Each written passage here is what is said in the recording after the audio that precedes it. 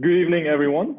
Well, let me say greetings, everyone. I suppose some of you are calling in from time zones where it is not evening yet. So good morning to you if it is morning, but broadly greetings. Thank you for joining us from all over the world. My name is Veda Sunassee. It is my pleasure to be hosting the fourth installment of the Redefine Expectations series, an initiative by the African Leadership Academy, not only to showcase the amazing alumni that we have and the incredible work that they're doing across different sectors, but to also see how they are, through their work, raising the bar of excellence, not just for the continent of Africa, but also for the entire world. So far, we have had the opportunity to discuss health. We've discussed advocacy and governance.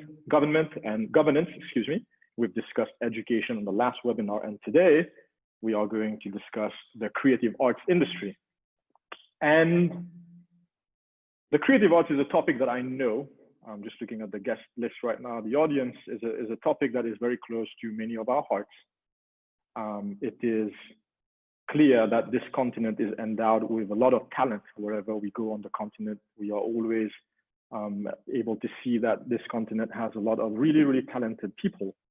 We also know that the arts has always been and will always be part of African cultures across the continent, to the extent that the outside world very often comes to the continent of Africa for inspiration, whether it's in the fashion industry, whether it's in the music industry, etc. However, I think it is fair to say that the creative art industry in Africa has yet to live its full potential. Thankfully, though, trends in recent times, whether we look at the type of content that is being created and made available on platforms like Netflix or on any other digital platform, and also just the way that technology is increasingly more present on our continent, I think it is evident that this much anticipated growth and change in the creative arts industry is probably just about to happen. And to unpack this topic and the theme, which is unlocking Africa's economic potential through creative arts, I have three amazing alumni joining me this afternoon, evening, morning. And I'd like for you, audience, to join me in welcoming them. We will start with Miss Rima Tahini, who hails from Sierra Leone, who graduated from ALA. She's class of 2010, so graduated 2012, went to Brandeis University, and is now the Director of Artists and Repertoire at Mavin Global, and also a Senior Advisor at Kupanda Capital. Rima, thank you for joining us this evening. Next up, it's my pleasure to welcome Mademoiselle Ony Razafindratandra, class of 11. She's laughing because I practiced this, from Madagascar. Ony is a singer, songwriter, and performing artist, and who graduated from the prestigious Berklee College of Music with a degree in music business. Ony, welcome. Thank you for joining us. Last but not least, Mr. Najmeddine Harabi, ALA class of 13, my former advisee, who hails from Sfax, Tunisia, went to Notre Dame University for undergrad and is currently pursuing an MFA in film and television production at the University of Southern California. Naj, I'm going to call you Naj for the rest of this evening. Thank you for joining us. All right. Those of you audience members who are regulars on these webinars, you know the drill. You have a Q&A option at the bottom, and you can field questions as we discuss. And if you see somebody's question and you like it, you can upvote it by liking it, actually liking it. I don't think you have a chat function, but I'm seeing some of the people on this list. I know you'll be chatting on WhatsApp anyway, so feel free to have your side conversations. With that, panelists, welcome. Are you ready for a conversation? Yeah? Excellent. Yeah. So whenever you're talking, please unmute yourself. So there's one thing that I know all three of you will agree with me is that contemplating a journey in the creative arts is not something that we've grown up feeling like, you know, it's a thing that we can do, right? For a number of reasons. And I know you also know that this holds true for a lot of your peers. You've seen a lot of extremely talented students going through the African Leadership Academy, and you can see it's such good talent. It could go and be something world-class, and yet not all of us end up pursuing it. we often do it for fun. It's not our main gig. But here's what's interesting. You guys right here have actually, are actually pursuing careers as artists. And I know that some of our audience members today are very young and young aspiring artists and are listening in and want to know a bit more about your journey, which I know has not been linear. So I'm gonna ask you, each one of you, and I'm gonna start with Ony first. Ony, I met you 10 years ago in Madagascar on a recruitment trip for admissions, and I do not remember music coming up at all in that process. Next thing I know, you're a student at ALA, and I hear that you've got this reputation to be the nightingale of the ladies' bathroom. Next thing I know, you are at Berklee College of Music, and now you have a career as an actual professional musician. When did you make that call to take that career path? And tell us a bit more about that story that took you to where you are today. I think, hello everyone, first of all. I hope you are well. And I'm so happy to be part of this and talking about music. The way it started, it really started in South Africa at the African Leadership Academy. I had that environment, that supportive environment that I needed to actually start where I wanted to go. And I started singing in the bathroom, and someone heard me, and they wanted me to sing at a friend's birthday. And that's really how my whole career started. And then I think the moment though happened when I performed for one of our inaugurated one of our libraries, and I made a family cry. And I was like, oh, I can impact this. Not that I was happy that I made people cry, but it was that my moment of like, oh, music is something that I can use to impact or influence people's heart. And then that's how I decided to go to college and study music. And I'm sure it's not been an easy ride. I mean, we'll unpack some of that a bit later on. But yes. Thank you for that intro. Naj, I want to turn to you for a second. So Naj, I remember you experimenting with some small videos and short videos in your room. You would invite me to watch them. You were my advisee. You were kind of funny, but there were funnier people than you, like Bakary. How did you end up becoming a comedian and now pursuing an MFA at University of California, arguably one of the most prestigious film schools in the world, wanting to become a filmmaker and comedian? Tell us a bit more about your journey, and what was that sort of tipping point for you to commit that this is it, this is something I want to have a career into? To be honest with you, I grew up, first of all, everybody welcome. I grew up in Tunisia. I grew up in the countryside of Tunisia. I grew up as a shepherd. That's all I've known most of my life until my dad decided that he wanted to pursue a different career and become a scrap dealer in the city. So we moved, and consequently there was better access to better education, like few kilometers away on the coast, which again speaks to the development in Africa and education inequality and all those issues. But for me, when I arrived to ALA, I have tried everything. Imagine this, a kid leaves the countryside and realizes, oh my God, there's a world full of things you can do, like other than herding sheep. So I was just playing around and trying everything. And I definitely was not as good as Bakary when it comes to that, but it's just, I think when it comes to these things, you just have to stay with it and stay disciplined, because it really doesn't matter what. A sense of humor is very important. Having talent, having gift is very important. But we all know that by the 10,000th hour, you can really not distinguish who had talent and who didn't, because at that point, it really doesn't matter. Cool, thanks. And again, we'll unpack a bit more about your own journey later on in the conversation. But glad to have you. Rima, your foray in the music industry is probably the most unexpected of all, but maybe it is not, looking back. If I remember correctly, you've always had an interest in finance and entrepreneurship and the arts, whether it was fashion or music. And it seems like you found a perfect way to bring all those interests and passions together. So tell us a bit more about your journey and sort of what landed you as a director now at Mavin Records. Yeah, hi everyone, welcome. To be honest, I'm surprised myself, even as I am in it. I definitely have always had an interest in lifestyle and creativity and just the arts in general. I was into fashion. I am. There's a lot of things I used to try my hands. When I was at ALA, I was running a student salon. So just doing stuff and creating things have always been a passion. But I definitely worked in energy, financing. I didn't know I was gonna get to this place. But after college, I moved to DC to work with a company called Kupanda Capital, which I still advise for. They're an investment platform, and they were investing in different things: fashion, data, energy. And so at some point the company decided to look into the media and entertainment space on the continent. So that's how I ended up here. Worked on the investment side, moved to Lagos to do due diligence on the deal, then moved from the investment side to full on the creative side of the business. Yeah, and it's been over 2 years now in this role, and definitely exciting. Mm-hmm.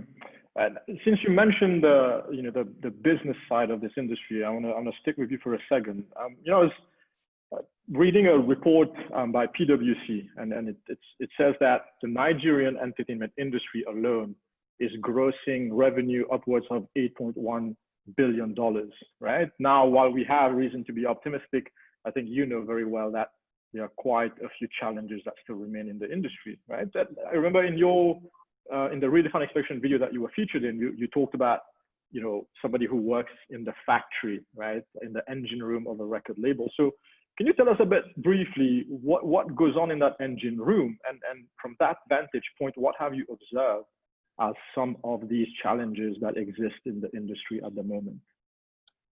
Okay, yeah. So what I do is artist development. So what you would call product development in other industries. And it doesn't just stop at ideation. It goes into actual production and packaging and even sometimes delivery.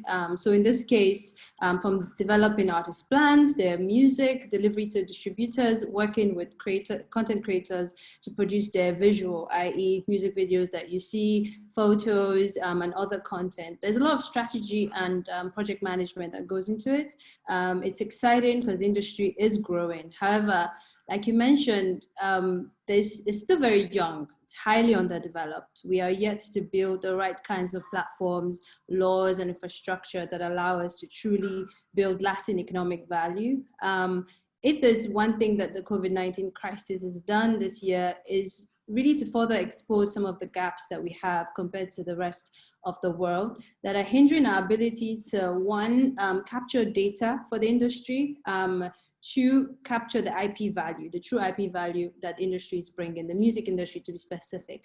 To briefly outline some of these gaps, for lack of time, I'll just breeze through. I would say streaming, one. We have a huge gap in streaming revenue on the continent. Our artists rely heavily on bookings and live events to make their money. Streaming is still extremely low compared to the rest of the world. For instance, only 1 to 2% of Nigerians have Apple Music. Coming from last year, globally recorded music revenue grew by 11.4% to $21.5 billion. That's the fastest the industry has grown in recent times. And this is largely due to the growth of streaming, accounting for more than half of the total revenue at 56%. That's huge. And even though the pandemic has severely affected other revenue streams, such as live events, streaming, especially visual content, continues to thrive. And so a major gap for this, the major reason for this gap is the high internet cost data in Africa. Majority of people still download music off the internet because they can't afford to stream. And so we experience a lot of leakage in this area in the industry. Another factor is also education. Fans and even artists most often than not don't understand how streaming works, and they should, and they don't understand how why they shouldn't download. A lot of people download, and artists lose money for every time you download their songs rather than stream it, right? And this is enabled by the lack of copyright laws, which then brings me to law enforcement, right? Once you release music, in the next 5 minutes, it's all over the blogs. You know, you have fans tagging the artist, hey, I've downloaded your music. You know, they don't even know that that is hurting the artist. So there's that education that needs to be done, and also the laws to protect artists and their IPs. And so it just, you know, the last point I would say is that the other huge gap that we have is also touring and the live space in general. That's a huge revenue bucket for a lot of artists in other parts of the world. We do not have the arenas big enough across the continent, not even in Nigeria, to support touring. We see, for instance, Nollywood IP values increasing due to the existence of more movie theaters. We do not have functioning AIs like ticketing platforms or financial solutions that cater to the needs of the industry specifically. No credit facility to take advantage of the growth in the market. It's a very capital intensive industry. So anyways, I think these are some of the few things I can mention here for lack of time. But if we can really tackle some of these things, I think it would truly help us to increase our IP value and properly monetize and capture data. Ony, I know you have a lot of thoughts as well on, you know, the copyright laws and you know, the sort of immaturity of the industry on the continent. We'll get to that, but I wanted to talk about one challenge that I know is one that you feel strongly about, which is the mindset issue, right? And we talked about briefly earlier that on the continent, very often a career in the arts is already considered as like unviable, right? Is that a self-fulfilling prophecy? Is it that that's a reality just because that's what we think, or is there a legitimate concern on the continent as to, can we really honestly have a career, viable career in the industry? I think it's a little bit of both. It is indeed a mindset, and it's not just on the African continent. You can see that when you come across just on a personal basis level, on people just meeting you. And I have a daughter, she loves to sing, but I don't think I will ever send her to a music school or different things like that. So it's, no matter where you're from, I think the art for a long time has had that undermined, just looked as the entertainment industry, and they didn't really have that value in people's mind. But I think because of that mindset that has been carried on through years, and mainly on our African continent, and I feel like it's also based on our culture, where at home, for instance, I'm from Madagascar, and every home party, every family, there's someone who plays at least 2 instruments, one sings, one plays guitar. So it's something that you kind of genuinely have.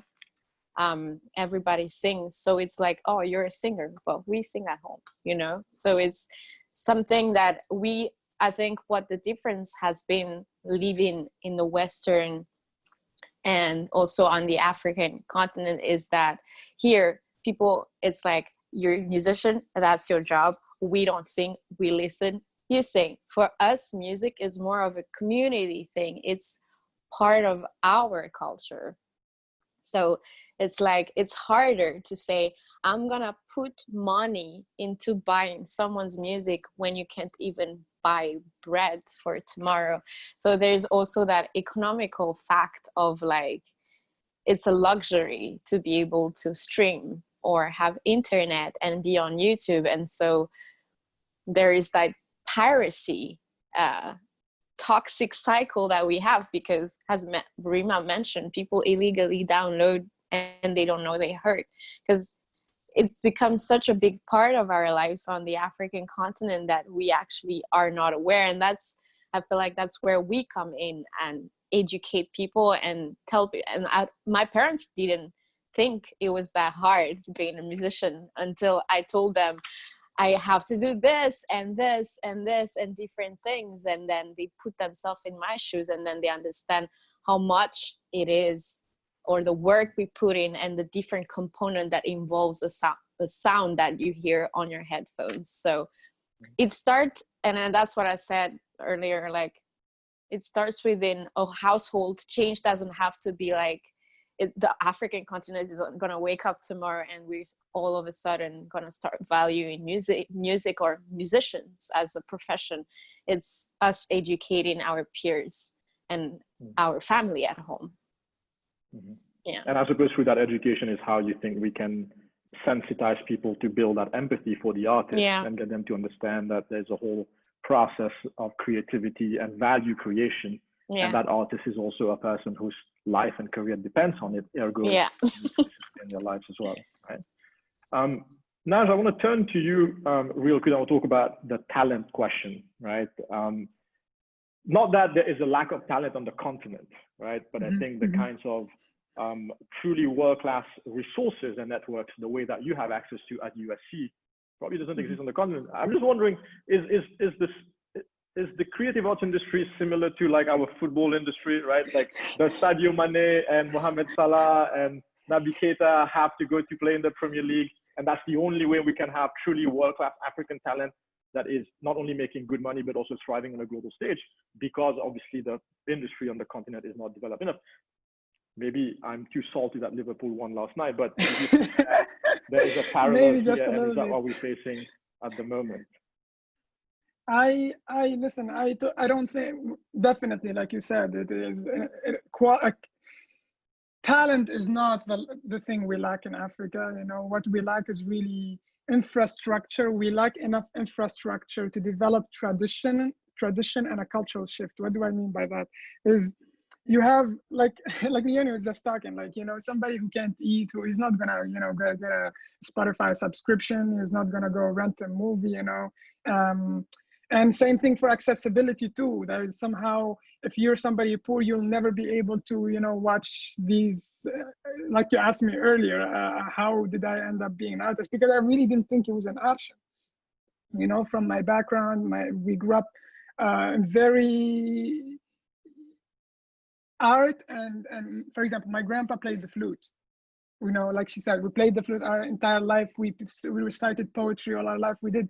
I realized, that's why when I realized to come to ALA and then go to Notre Dame, I realized I actually have these skills. I just never really thought of them as skills. You know, like all of these things that were somewhat of a disadvantage became my advantage. In fact, if anything, Africans have a great opportunity. So all of these African problems when it comes to entertainment and creating an industry are just opportunities, because what the next 10 years are going to look like for the West is going to be transition.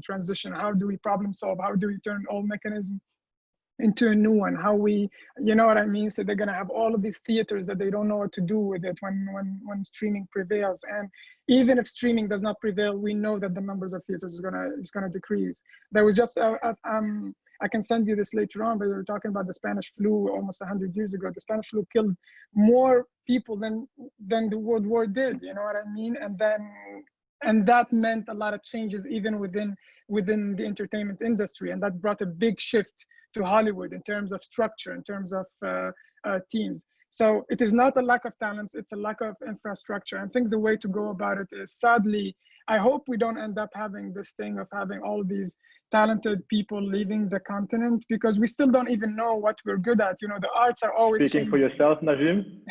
I will tell you. I'll tell you what my goal is. For me, it has always, and it will always be, since I was in my little village, was to acquire the best knowledge I can find.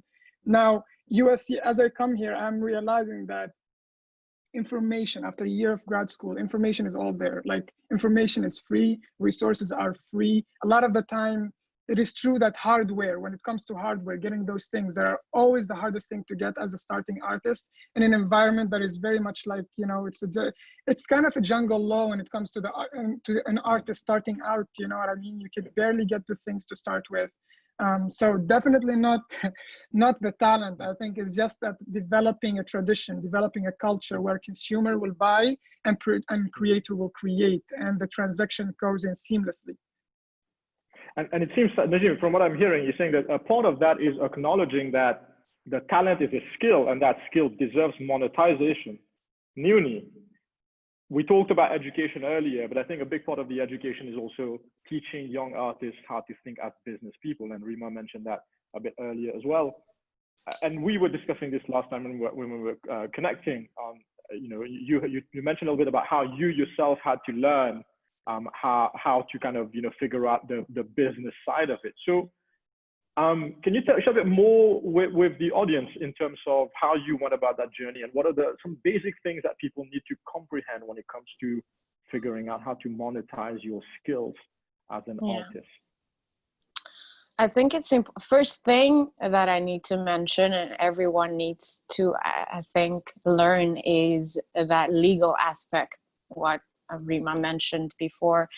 And it's not just the people that are involved with artists, but also it's important for a musician, not just the singer, because most of the people, when they think about an artist, they see the singer because that's the main image, or that's who you see behind the music videos. I'm talking also about any of you that are instrumentalists out there, or music producers or beat makers. This applies to everyone. Everyone needs to know their rights, and it's so hard to even just like try to concise all this information, but I think everyone needs to know who are the intermediaries in the music industry. So people like Rima, who are the A&R people. If you're mainly as a musician, you need to know what are booking agents. They are the people who book for you venues or your tours. And then you don't necessarily need all these agents when you're actually starting up, but you might, one thing you might not know, you have to do those act behind those agents yourself. So which you do, I presume. So A&R people, you have to be your own marketing team. You have to be your own accountant, because also as a musician, you need to pay taxes, and you also need to hold into account all the musicians, all the producers you're paying. So you need to at least learn basic Excel, Microsoft Excel, to just really like be organized, and then learn about it's important, publishing and royalties. And that comes with, if you collaborate with someone, then comes also how do you write a contract agreement. Even if it's just me and Veda writing a song, how do we split it? So it's important to even right off the bat, every time before I write a song or collaborate with someone, I make sure that we both are on the same page in terms of write, and have a written agreement. It's not just working when you just say on the phone, yeah, we're gonna do this. Have a written, even just a proper formal email. But those are actually available to you online. There are so many websites that you can just take sample agreement, whether that's within your band, like we're gonna start a band, or that's with a producer or a record label. So there are different deals, and you can actually, YouTube is your best friend. You have every single information and skills that you can learn about music business. So I'm hearing you saying that there's a level of professionalization that needs to happen if you really intend to make money off this, right? And you need to educate yourself. If you're not getting a formal education like you did at a music school, and you learn the business side of it, or if you're not in the industry like Rima, there are other things that you can do to learn all those skills. Before the audience starts thinking that we're just Debbie Downers and we think everything is negative in this industry, I want to shift a little bit to talk about some of the opportunities. Before we do that, I want to remind the audience that you've got a Q&A option at the bottom of the screen. Drop questions, upvote other questions. Stick around till the end. We'll shift to Q&A in a bit, but we also have a little surprise for you at the end, so make sure you stick around. But I want to turn a little bit, talk about these opportunities that exist on the continent. And Rima, I want to start with you. You've been on the music side, and it is a fact at the moment that African sound is currently extremely popular globally, right? Especially Afrobeats. You who are in that space, can you tell us a bit more? What does that really mean as an opportunity for the continent and for young creatives out there at the moment? Yeah, definitely. I mean, Afrobeat has been enjoying immense global recognition and attention. It is becoming one of the trendiest sounds in the global music scene. Every big artist out there wants to feature an Afrobeat artist. They want the Afrobeat sound to record on. So definitely the gap is closing. There's a lot of connectivity happening. And I mean, I see a lot of opportunities right now. I can't really talk about them without really making note of like the times we're in, this pandemic, and you know, just how it shifted certain opportunities. I mean, there are reports that projected what the industry would do this year, coming off of the high of last year, things like Afro Nation. But of course, we've seen a dip. And because of again, all the things I spoke about before, there are a lot of gaps. So we're seeing them now, you know, we're experiencing them, and we've had to take a good look and really see what we need to fix. But anyways, there are opportunities not to continue to go down. For the artists, I think you have the opportunity to feed your fans more content. You have more of their attention, especially now, you know, engage them. It is challenging because you're competing with so much out there, you know, but you have to keep pushing. A lot of your success is dependent on how you can creatively engage your fans. You know, there's an artist called DaBaby who mentioned the other day on the internet that he is a marketer. That's who he is, you know, more than an artist. And I think it's very important, you know, go to Instagram, Twitter every day, get involved in the conversation, sell your music, sell your brand. Even if you're indie or you're signed to a label, I think it's very important for you to use social media right now. And then for content creators, I think, interestingly, while streaming in general has increased, but more so on-demand streaming, such as Netflix and other visuals, right, that we've seen a massive increase in streaming. And this is mainly due to the fact that people's routines and consumption patterns have changed. You don't commute anymore like you used to. You're not going to the clubs or you're not at the gym. So what you want is to consume music through visual content. I really think there's an opportunity here for content creators to capitalize on this. You know, more than ever, people are interacting with a lot of visuals to consume, including music. Anyways, for the industry at large, really, now that the world is paying attention, you know, this is something that I think the Hispanic music experienced maybe early 2010, 2011, and and also I would say Caribbean music, the likes of Sean Paul back in the day, early 2000s, right? These periods come and go. We need to make sure we solidify the industry. It's an opportunity to not allow this to just be a new exciting thing for the West, but really build lasting structures in and around the industry. Let's invest in our talent, like Leonie was saying. Take advantage of the immense economic growth and value that this industry can bring.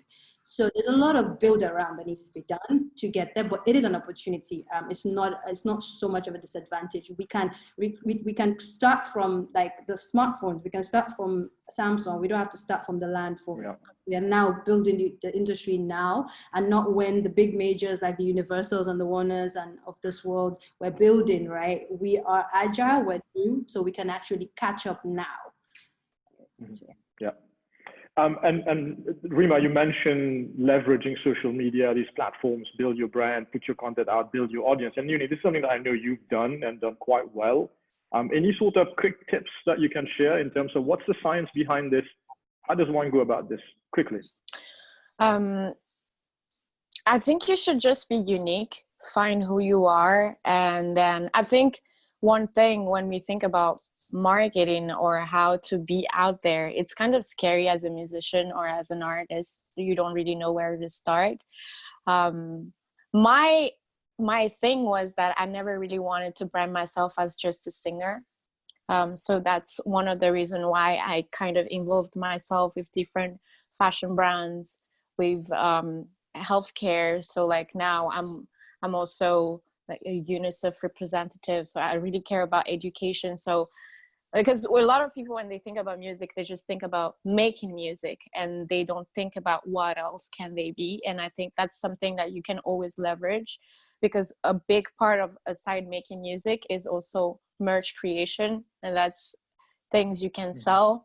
on different platform, and maybe your passion is something else. Also, maybe you like drawing, maybe you like crafting things with your hands, and that can also be different. A lot of people I see, that a lot of artists that also painter, and they paint while they sing, or they paint while their music is playing in the background. But so there is so many other ways of you can use the music to put it out there, and you can actually generate also money from making ads for fashion brands, for healthcare, for other businesses. So you should never think about you as one thing. Just be entrepreneurial.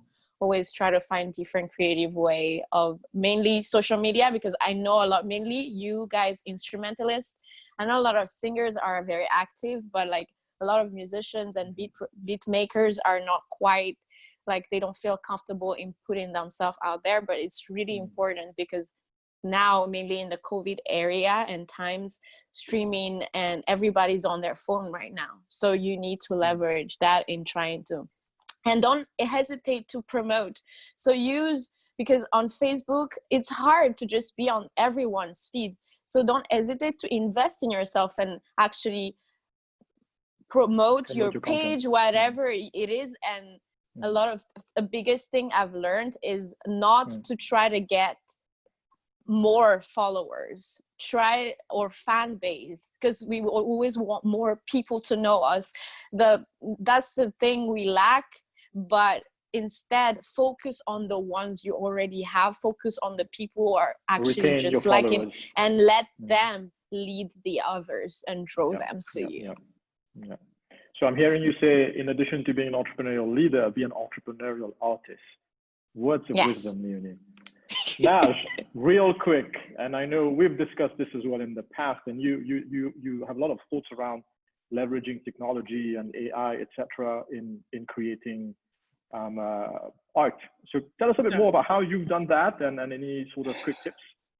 To be honest, I've been mostly like, there's this thing called the runaway ML. It's one of those AIs you can include into your creative process, not yet supposed to replace it.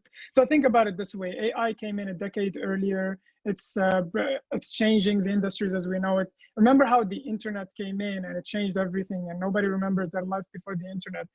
AI is supposed to do way more. Like, it already changed the way we use our internet, we use our phones, all of these new features. You have this face detection, all of this stuff is happening because of AI. And the thing about AI, the hardest thing about AI is not actually programming it. It's not creating it. It's so easy to create it.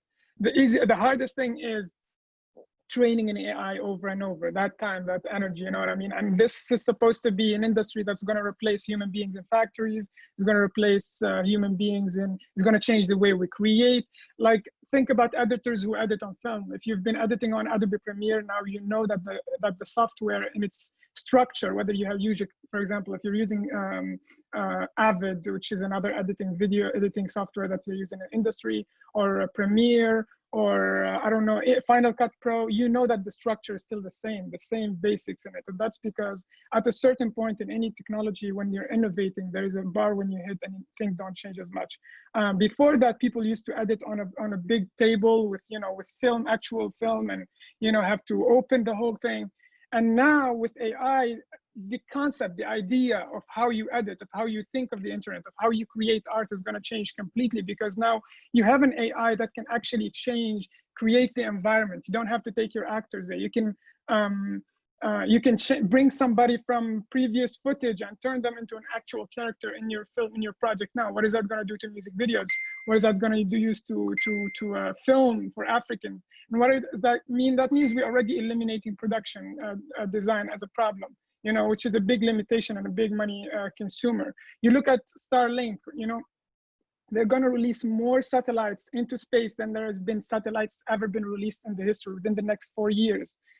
Thousands and thousands of satellites are going to be in space, and Starlink is supposed to provide internet at high speed for rural areas. And what are African leaders how are they approaching this? Because this is an opportunity for Africa. Now you have people who have for so long been disadvantaged because they lived, in the middle of nowhere. Now we're going to have that as a superpower, because they will be able to create content far away from everybody with exclusive, opportunities to create.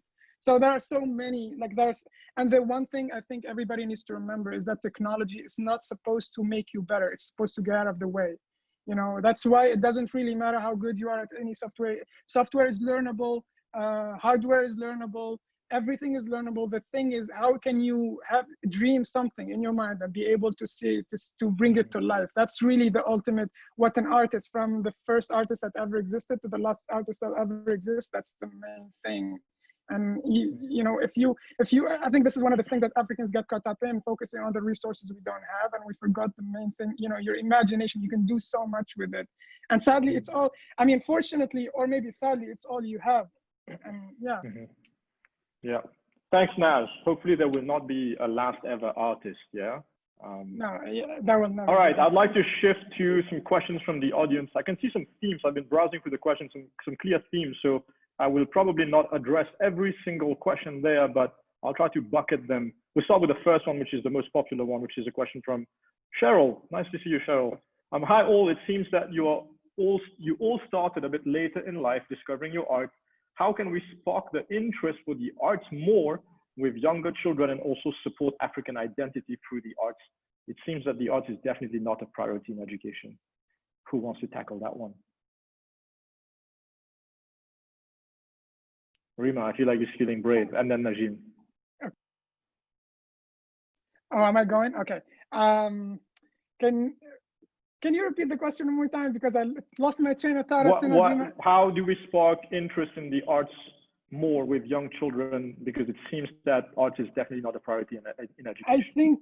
I think people need to stop trying to kind of force what they think is art on kids. I think for the first few years of kids' development, you need to allow them to play. Like, I've now realizing that all the things that that's given me an advantage in my education now, or my projects, are actually such silly personal things, you know.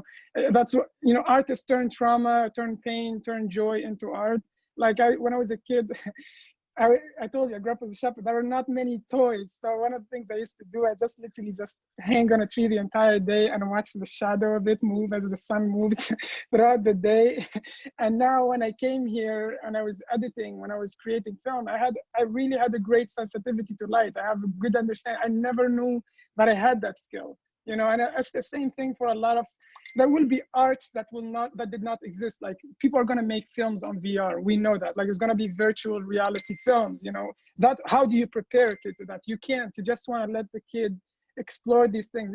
There is that famous Steve Jobs speech about connecting the dots. I think it goes back to your first question earlier about, oh, Naj, you weren't really an artist back then, because I didn't know I wanted to be an artist. I said it when I was a kid to myself, and then, you know, I told my grandma once when we were herding sheep in the mountain, and then I had to hide that secret and swallow it for the next few years until, you know, I was able to connect those dots. And all the show that I've done at ALA, that comedy show, is what gave me a bit more confidence to experiment with photography and film and performance at Notre Dame and so on.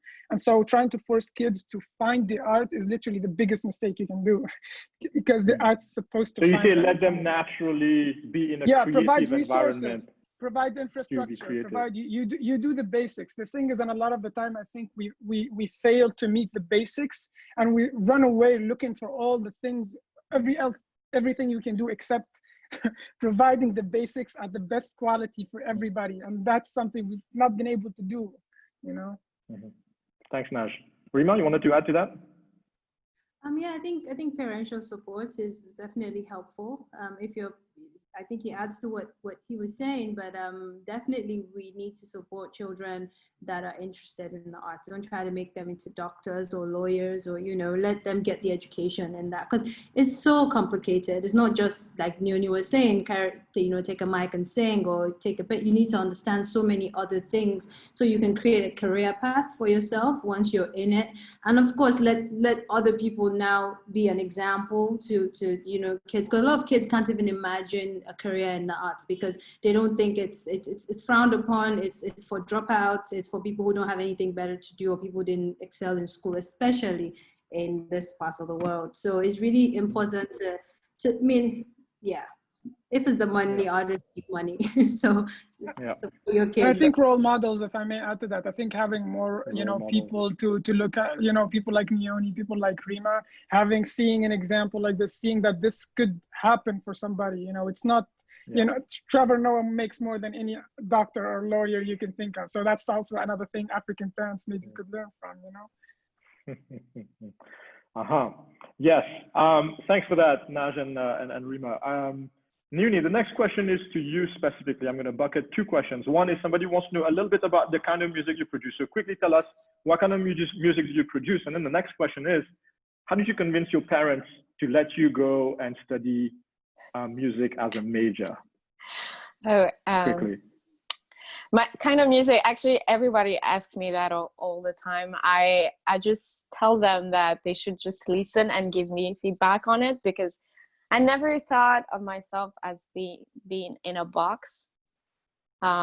So I just let my creativity flow when it is. I would say it's African influenced in every way, but I wanted to be a versatile singer. I didn't want people to just think I'm an R&B singer or just that African singer or just someone who is bound to one genre. So that's why I've been able to work with different producers that are in house music, Afrobeat, jazz. Actually, funny enough, I've been working more with jazz musicians than anything else. I have no jazz background, but it is what it is. And I would say, though, it's all Afro influence. So I do a lot of stuff that is basically from my culture. Second, I didn't have to convince my parents. I just went ahead and do it, and they just adapted. Sometimes you can't just try to convince people's mindset that I've always been there. My parents are doctors, so they wanted me to be a doctor, and that was not going to happen. I told them that I was going to do music therapy, which kind of is like still in healthcare. So I was like, yeah, I'm going to do that. And then I just didn't. I just went ahead, created my own path. And as I went along in college, I actually tried to teach them what I was doing, the amount of work and hours I was putting in. And now they're like really, it's something that they're really proud of. So to just achieve from a very skeptical mindset to being very supportive, it was a really long journey. I think it took us about like 3 to 4 years of just building back and forth. So that's how much it takes. So I can't imagine an entire continent, but it is something that we have to take ownership on our own storytelling as African musicians. Naj, would you add to that being able to articulate to your parents how you're actually going to sustain yourself financially might be a way to convince them? I think so. I think so, but sometimes you also need to be able to choose your battles. You know what I mean? Like my parents, I will tell you this. Look, my parents, because of our humble means and humble background, they really had no conception of what this could be. Anything was better than what we had back home. And so I think what's most important is articulate that vision to yourself, because at the end of the day, the pressure is gonna come when deep down you don't have a clear plan, and you can't, like, I'm very sure Ony and Rima, when they started their careers, they didn't know specifically and exactly day by day they were going to do it, but you have to take that leap of faith eventually. And that's, I don't know, there's a famous book by Stephen Pressfield called The War of Art, and basically how important, what makes a difference between an artist who's a professional and amateur. And it's a very simple thing. In his opinion, it's a mindset shift. When a person decides to turn pro, you make a certain decisions, and your work will eventually speak for you. Just let your work speak for you to your parents and everything. Just put in the time, and everything else will catch up. Yeah. All right. So trust yourself, trust your art, have some courage to go against the. Yeah, because I'm sorry, but I have to say this. I think it's mysterious because the arts, okay, at the end of the day, we're not doctors. We don't know, the exact arteries, people who are trained, like Ony, they know their voice very well. And that's what you want to do with training. You want to know things, use technology to get everything out of the way, so you can somehow tap into that mystery, because hopefully that's what gets people to connect with you,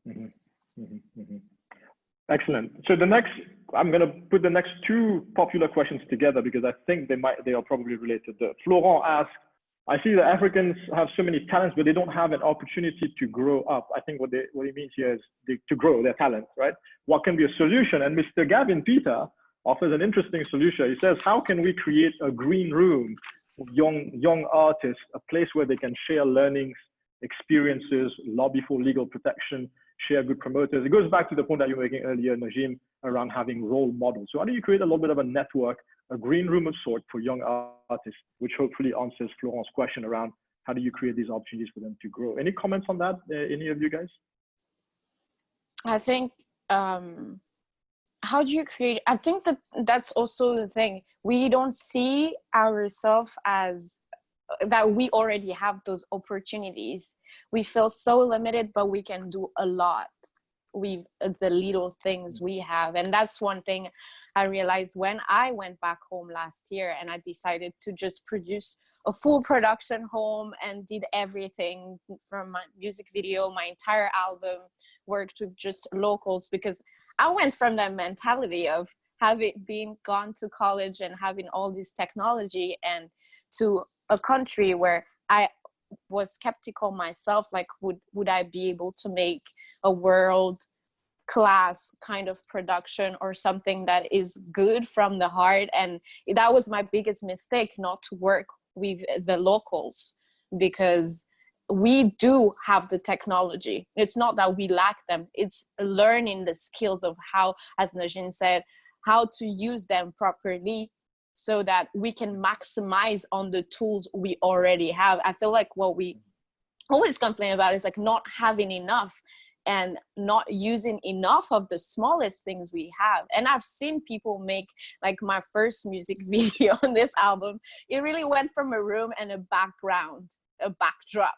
It was black and I had no idea what was going on. They just had this smoke machine and this guy had his camera and I was like, what is going on? And then my cousin was like, just trust in the process. Just, it looks bad right now, but when you look in the camera, it looks really good. They just do something really good. And I was very skeptical and I went with it and it really looked good. And I was like, I think what we need on the continent is not to create more opportunities or find those opportunities, but use what we already have to make more, to perfection what we have, instead of like trying to find more. I don't know if that makes sense. On that point, Uni, you talk about perfecting your art, and I think Dikena's question here is very interesting. He says, the idea of following your passion is so widely preached that some artists tend to underestimate the importance of developing and mastering their art. When do you decide that further development in your skill set, like an MFA in film, for example, is more imperative than just going out there and doing it? Naja and Uni, quickly comment on this one. You want to go ahead?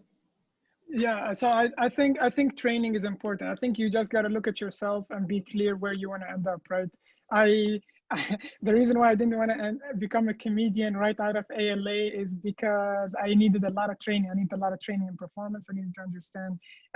I'm so obsessed with understanding every aspect of my craft because I don't want to leave anything to chance. I study microphones. I go in and see, oh, why does a large diaphragm microphone functions this way versus a regular mic? I want to be able to master and be in control of my medium. And if you truly want that, if you don't want to leave things to chance, if you don't want to be slave to the circumstances or to the questions or to fear, that's literally what training is about. It just helps you to conquer that. What I would add to that is that it's all to your advantage. It helps you be more of a well-rounded artist, whatever your field is.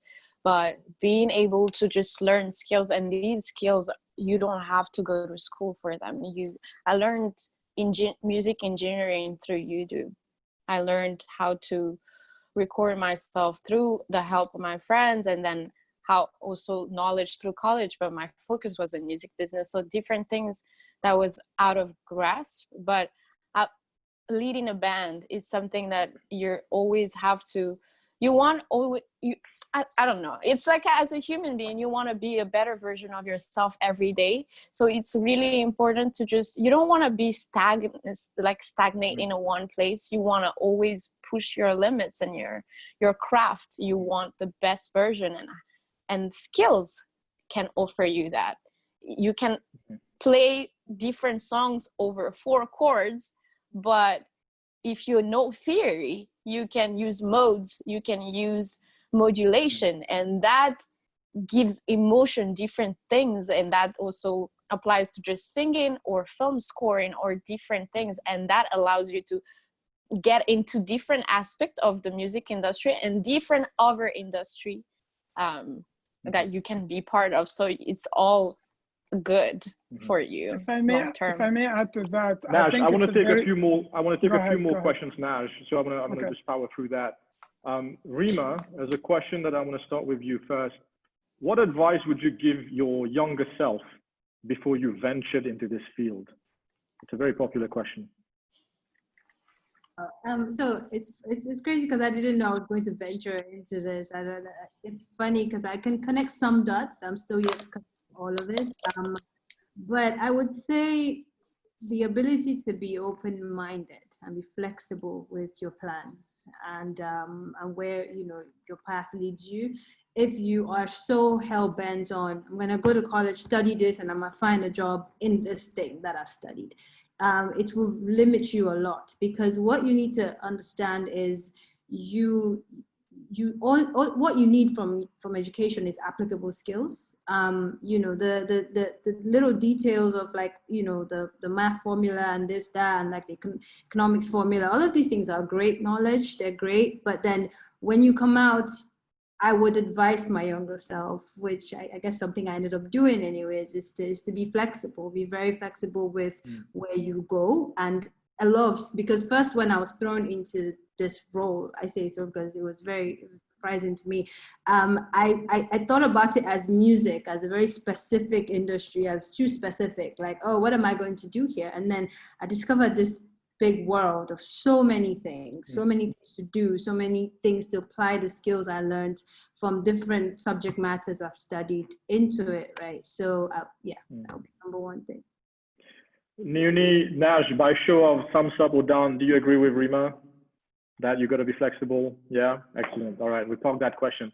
One last question, Ony, you're gonna have to answer this in 30 seconds. First of all, audience, I see some of your questions are very specific and individual. We will document those questions and try to reach out to you, since we have you in the registration on these very specific individual questions. But Ony, quickly, I know you talked about it earlier, but can you just summarize what you had said already to answer this question? There are 2 questions that are similar, and it's asking about how do you optimize and monetize your skill in the African market, and somebody connects it to leveraging YouTube, etc., to do that. So quickly on this one. I mean, there are different platforms that you can use that are available online that are global. So you can use them. There's TuneCore, City Baby, DistroKid. DistroKid is actually, I would really advise for everyone. It allows you to split your royalties within the collaborators, and it keeps within it. It collects over Facebook, your YouTube. You can make revenue out of your streamings through this platform. It's basically distributions that allow your music to be on streaming platform. I know not all the countries are on Spotify, for instance. Like Madagascar, it took really a while to just be there, but those are different platforms where you can monetize. And then other things, I leverage my social media at max. So I try to reach out to brands. It's really easy, like just simple things like, I'm a singer-songwriter. I think your microphone fits my vibe. Do you think I could endorse, or different things like that? Don't be afraid to reach out even to fashion brands, to any business that you want to partner in. And that's how you can actually just leverage. It's just basically making little side money everywhere, and it makes something like one. Thanks, Ony. Audience, we are almost to the end. I told you the surprise, so I hope you will stick around. But before we do that, big thanks to Naj, Niu, and Rima. I'll hand over to my colleague Khalalelo for a quick comment, and then we will introduce the surprise. Over to Thanks, you, my dear. Veda. Thank you. I'm Khalalelo. Hi, everyone. I'm Khalalelo from ALA, from South Africa, and I come to you as part of the team that organizes these series for the Redefine Expectations series. To those who don't know, Veda was our host when we launched the Redefine Expectations series about 2 months ago. And we loved him so much that we had to have him back. So Veda, again, thank you for hosting us tonight. And I hope to have you once more in the future. Rima, Ony, Naj, tonight was special. I think for many of us, we have a story of wanting to have pursued a career in the arts, myself included, but life took us elsewhere. So thank you for reigniting dreams tonight. As poetic as that sounds, I'm sure it's true for at least some of our audience. And to everybody who's attended tonight, so please join us again in 2 weeks' time as the series continues, this time looking at how our alumni are driving capital and investments to power Africa's development. That's going to be happening on the 6th of August. So even though it's a shift in topic, we still remain with the same purpose for the series, which is to redefine our expectations. So I'm sure everybody will be able to take some lessons from it. So look out for our social media platforms on how to register, including our Eventbrite page. So see you then. And then Veda, back to you. Thank you, Khalalelo. And audience, for the surprise as you take a few seconds and minutes to depart this webinar, thank you very much for being a wonderful audience. And we will have a lovely performance by our very own Ony Razafindratandra. So please join me in giving her a big round of applause as she performs and serenades us as we go into the evening or the day. Over to you, Ony. Thanks, Rima. Thanks, Naj. Take care. Can everyone hear me well? Perfect. Amazing. All right, so this song is called Mieux va ouvre. I feel like it taps right on to what we've discussed. It's a song that talks about changes and how when you're on this journey, you'll have ups and downs, but there is beauty in the struggle, and that's what this song is about.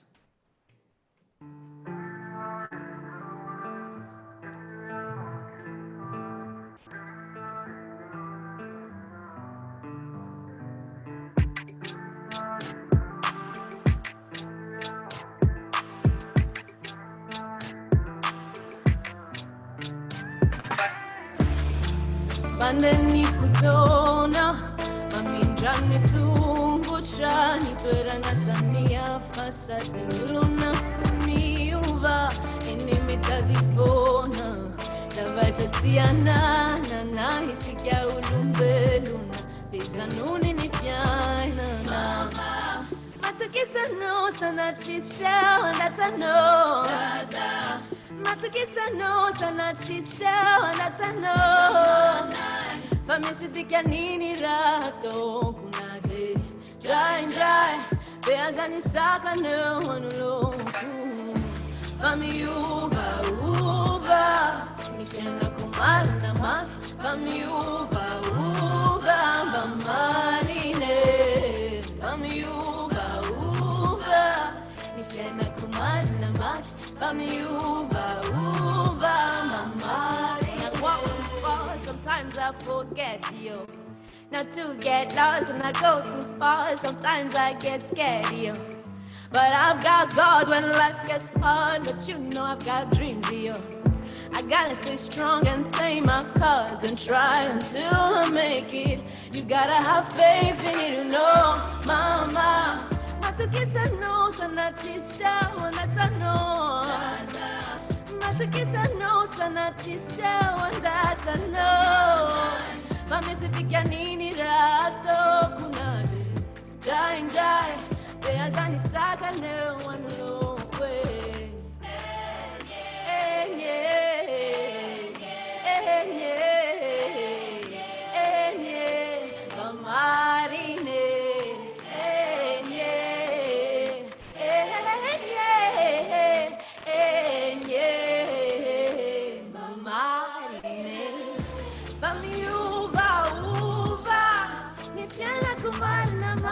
Fami uva, mamãe.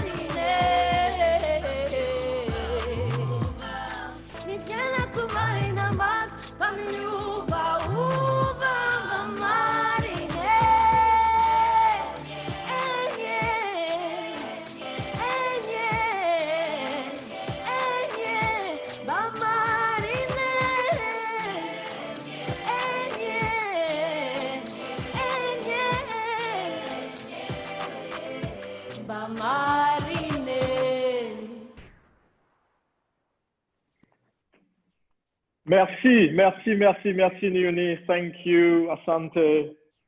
Have a good evening, everyone. Thank you, audience, for joining in. Catch you next time. Take care. Bye-bye. Thanks, panelists.